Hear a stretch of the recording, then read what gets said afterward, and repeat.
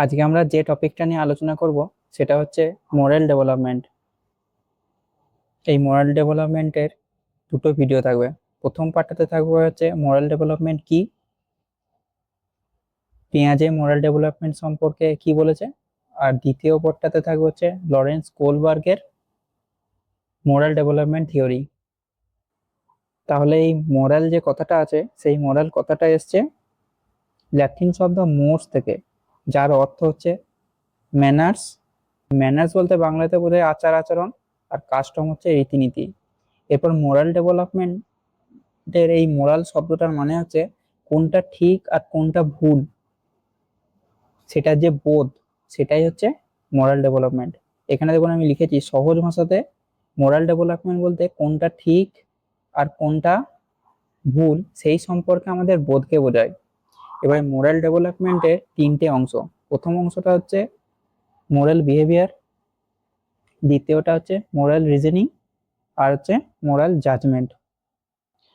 আর এই moral reasoning বলতে নৈতিক যুক্তি। মোরাল রিজনিং হলো কোনো কাজ সঠিক না ভুল তা যুক্তি দিয়ে বিচার করার প্রক্রিয়া। আর এই মোরাল রিজনিং কিভাবে ডেভেলপ হয় সেটা, যে থিওরিটা আছে সেটা হচ্ছে একটা থিওরি দিয়েছে পেঁয়াজে। আর এই পেঁয়াজের থিওরিটাকেই পরে আরো ভালোভাবে বিস্তৃতভাবে বর্ণনা দিয়েছেন হচ্ছে লরেন্স কোলবার্গ। এই মোরাল রিজনিং কিভাবে ডেভেলপ হয় সেই ধারণাটাকে পর্যবেক্ষণ করার জন্য পেঁয়াজে বাচ্চাদের খেলার রুলগুলোকে ভালোভাবে দেখেন, এবং তারপর তিনি মোরাল ডেভেলপমেন্টের দুটো স্টেজ বলেন। সেটা হচ্ছে হেটেরোনমাস মোরালিটি একটা স্টেজ, প্রথম স্টেজটা, দ্বিতীয় স্টেজটা হচ্ছে অটোনমাস মোরালিটি। এই হেটেরোনমাস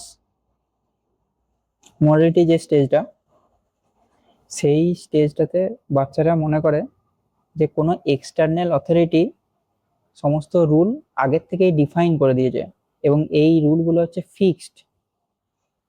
এই রুলগুলোকে কোনো রকম পরিবর্তন করা যায় না, এবং এই রুলগুলো সবার জন্য সমান, ইউনিভার্সাল।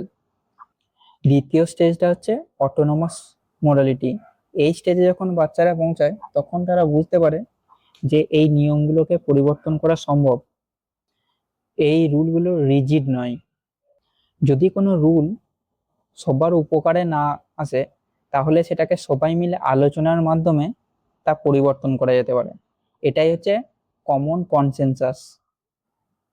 তাহলে আজকে আমরা পার্ট ওয়ানে কি জানলাম, যে মোরাল ডেভেলপমেন্ট জিনিসটা কি, আর পেঁয়াজে মোরাল ডেভেলপমেন্ট সম্পর্কে কি বলেছে, এটুকুই জানলাম। এর পরের ভিডিওতে আমরা লরেন্স কোলবার্গ যে থিওরিটা দিয়েছেন সেটা বিস্তৃতভাবে জানবো। আজ এ পর্যন্তই।